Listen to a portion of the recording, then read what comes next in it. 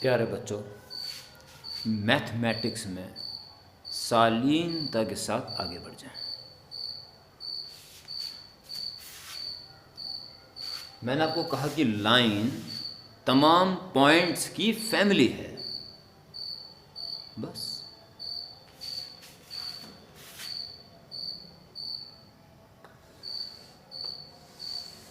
X axis notes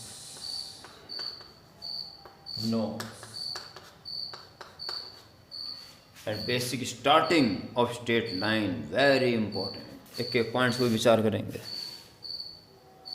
ठीक है प्यारे बच्चों, ये वाई एक्सिस, कोई लाइन अगर x के पैरेलल है, अर्थात इन तमाम पॉइंट्स, मान लीजिए डिस्टेंस r है सपोज, तमाम पॉइंट्स लाइन पर हैं, उनकी फैमिली, ये स्ट्रेट लाइन है, dot dot dot dot dot. इस लाइन, ये फैमिली क्या है, इस फैमिली का नाम क्या है, या इन तमाम मेंबर्स से बनने वाली फैमिली अर्थात लाइन का नाम क्या है? हम कहते हैं नाम, यहाँ कहेंगे इक्वेशन क्या है। नोट्स नंबर 1 दिख रहा है साफ साफ, रात का टाइम हो रहा है इसलिए थोड़ा सा ठीक है। Equation of line parallel to x axis.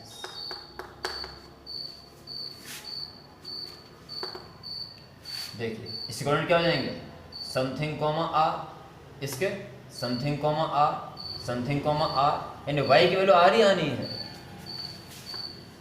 y is equal to are.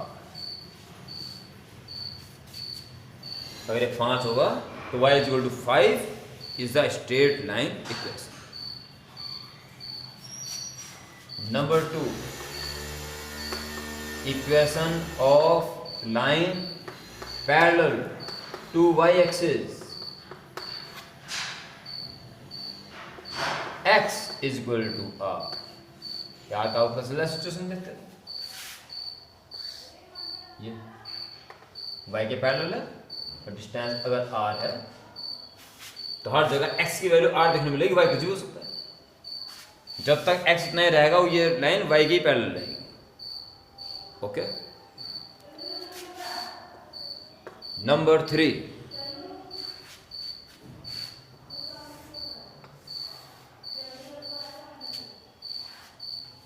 X axis y axis, ऐसी लाइन की इक्वेशन जिसका वाई एक्सिस पे कितना इंटरसेप्ट कट कर रहा है c, और इसका स्लोप कितना है यानी tan थीटा m। देखिए इक्वेशन जब निकलती है जब वो लाइन फिक्स हो जाती है। अगर मैं कहता हूँ एक लाइन निकालो जिसकी स्लोप 5 है, तो 5 तो प्यारे बच्चों बहुत लाइन की स्लोप्स हैं, तमाम पैरेलल लाइन खींच दो, अगर एक की 5 है सबकी 5 है, तो खाली इतना कहना कि स्लोप 5 है पर्याप्त नहीं है। और हम कहते हैं वाई इंटरसेप्ट सी है, बस स्लोप ना दें, यानी इस पॉइंट से जा रहा है, इस पॉइंट जा रहा है, तमाम रे वो हो सकती है लाइन, तो ये बात नहीं बनती।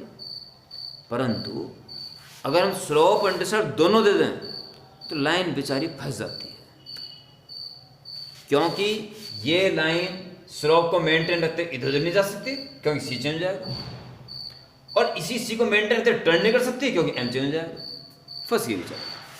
और जब लाइन फंस के फिक्स हो जाती है तभी हम उसकी इक्वेशन निकाल सकते हैं। ठीक है, तो इसकी इक्वेशन कैसे निकालना है, यानी कि इन तमाम पॉइंट्स की फैमिली की इक्वेशन कैसे निकालना है। देखो इससे कोऑर्डिनेट क्या हो जाएंगे, मैं निकाल के बता रहा हूँ, या चलो नंबर 3 में लिखिए। अगर आपको स्लोप और इंटरसेप्ट बताओ, दिख रहा होगा वहाँ पे नीचे लिखिए, slope intercept form y is equal to mx plus c। अगर स्लोप और इंटरसेप्ट पता हो, अरे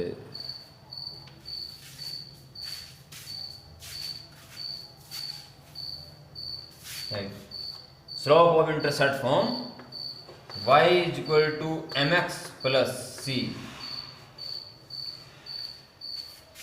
कैसे, सोचिए जरा। अब जो बोलने जा रहा हूँ बड़ा इंटरेस्टिंग है, आप भूल भी जाओगे तब भी आ जाएंगे फोन पे, क्योंकि बेसिक्स पे अब आपको जानकारी मिल रही है। मान लो इसका कोई जनरल पॉइंट है एक्स वाई, इस कोऑर्डिनेट क्या हो जाएंगे 0, c, यानी ये लाइन 2 पॉइंट्स होके जा रही है, तो स्लोप निकाल सकते हैं y minus c upon x minus 0 is equal to f m. M पहले से दे रखा, एम एक्स हो जाएगा और इससे जाएगा प्लस हो जाएगा y equal to m x plus c. अब जरा सोचिए, वो पॉइंट जो ये होता सबकी स्लोप एक जैसी आएगी, यानी हर पॉइंट को सेटिस्फाई करेगा। पर अगर ये होता पॉइंट तो इसकी स्लोप अलग आ जाएगी, ये पॉइंट इसको सेटिस्फाई नहीं करेगा, यानी कि ये इस फैमिली का सदस्य नहीं है। ओके, और अंतिम भाग नंबर 4,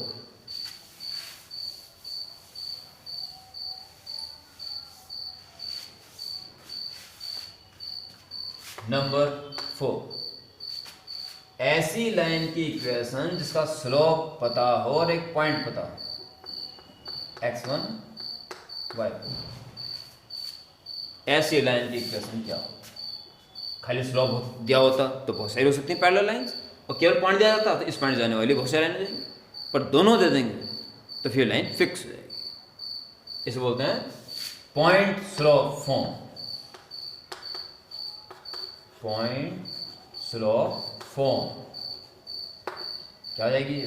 देखो, कोई जनरल पॉइंट मान लो एक्स वाई, तो y माइनस y1, मैं यहाँ करता हूँ रफली, आप सीधा फॉर्म याद करना है y minus y1 upon x minus x1। ये स्लोप आ गया, इसकी वैल्यू m के इक्वल होनी चाहिए, तो क्या आ जाएगा m इक्वल टू ये x माइनस 1 इधर आ जाएगा x माइनस x1, बस y minus y1 is equal to m into x minus x1। अगर हम इस पॉइंट के लिए किसी और पॉइंट की बात करते तब तो उसका स्लोप m ना आता ना, तब तो ये नहीं ले सकते थे ना। अर्थात हम सिर्फ इन्हीं पॉइंट्स के लिए ही ये यूज कर सकते हैं, अर्थात ये केवल ये पॉइंट ही इसको सेटिस्फाई कर सकते हैं, अर्थात ये इन्हीं पॉइंट्स की फैमिली की इक्वेशन है, अर्थात ये इसी लाइन की इक्वेशन है।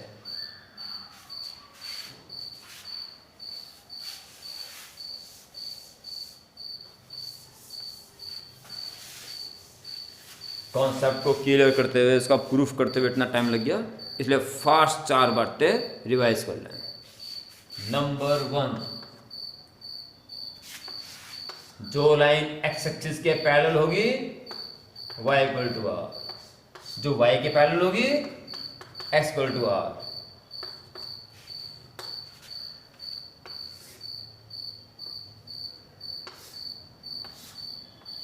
y इंटरसेप्ट पता हो और एक पॉइंट स्लोप पता हो, तो ऐसी लाइन की equation y equal to m x plus c, और ऐसी लाइन की इक्वेशन जिसका स्लोप पता हो और एक पॉइंट पता हो x1 y1, ऐसी लाइन की equation y minus y1 is equal to x minus m into x minus x। ये 4 पॉइंट्स प्यारे बच्चों घोट के पी जाओ। आप बार बार डायग्राम बनाओ, कोर्स एक्सरसाइज शुरू मत कर देना इससे पहले जो मैं कहने जा रहा हूँ। आप 4 पॉइंट को देखो, मैं क्या सीखा मैंने। अच्छा, एक पॉइंट, एक लाइन के बारे में पॉइंट स्लोप पता हो तो ये इक्वेशन लगेगी, ठीक है। तसल्ली दो अपने आप को। ऑनलाइन के कारण बड़ा दुखी हूँ कि फीलिंग नहीं पहुँच पा रही है मेरी आप तक। कोई बात नहीं, जल्दी गेट टुगेदर होने वाला संडे में। 3-4 पॉइंट को लिखो और धुआंधार एक्सरसाइज शुरू करो। तो 1-2 क्वेश्चन मैं इसी वीडियो में करके दिखा रहा हूँ। आपकी बुक में या तो जैसे नेक्स्ट एक्सरसाइज होगी, कोई प्रॉब्लम आ रही हो पता चल जाएगा कि अगली की अगली भी हो सकती है, पॉइंट स्लोप फॉर्म लिखा होगा उसमें। आप एक्सरसाइज देखेंगे तो पता चल जाएगा हाँ ये एक्सरसाइज करनी है। फिर भी कोई दिक्कत आई तो मुझे कॉल कर लेंगे।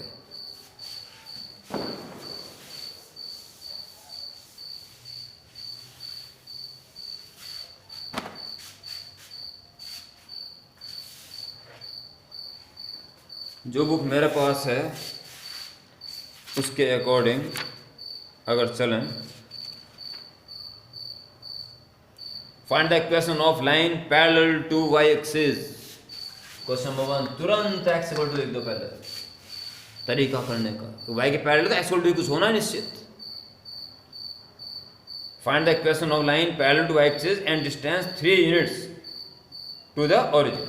और एक प्यारे बच्चों, क्वेश्चन को पढ़ के डायग्राम जरूर बना दिया, और आपने क्वेश्चन को वेल अंडरस्टैंड करके डायग्राम बना दिया तो क्वेश्चन बच्चों 50% हो चुका, और बचा 50% सिर्फ फॉर्मेलिटी रहेगी करने की। आप कर सकते हो, पूरी कोऑर्डिनेट आप उंगलियों की टिप्स पे ला सकते हो। और शुरू हुई है कि अगर जरा सी लापरवाही करती जैसा आप लोग फिजिक्स में कर रहे हो पागलों की तरह, ऐसे इसमें कर दोगे तो गड़बड़ हो जाएगी। फिर इसमें संभालूंगा वाकई यहाँ पे, पता नहीं क्यों नहीं फीलिंग पहुँच पा रही है ऑनलाइन।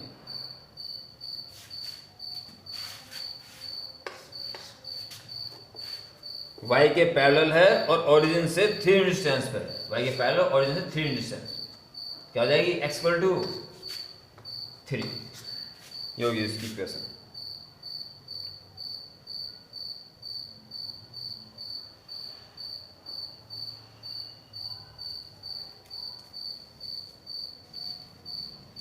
छठा मतलब question number 6, find the equation of line perpendicular to x axis, यानी y के पैरेलल, x के परपेंडिकुलर तो y के पैरेलल, और -2 -5 से पास हो रही है। -2 -5, -2 इससे पास हो रही है और y के पैरेलल। जब y के पैरेलल है रिक्वायर्ड लाइन, y के पैरेलल तो x इक्वल टू, सोचने में टाइम ना लगाओ बिल्कुल, रेफर कितनी है, प्लस तो है नहीं माइनस में, x इक्वल टू -2। बस डायग्राम अवश्य बनाओ प्यारे बच्चों। 9th क्वेश्चन,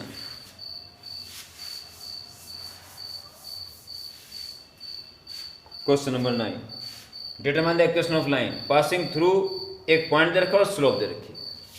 डायग्राम बना दिया, डायग्राम बना दिया, ये है रिक्वायर्ड लाइन।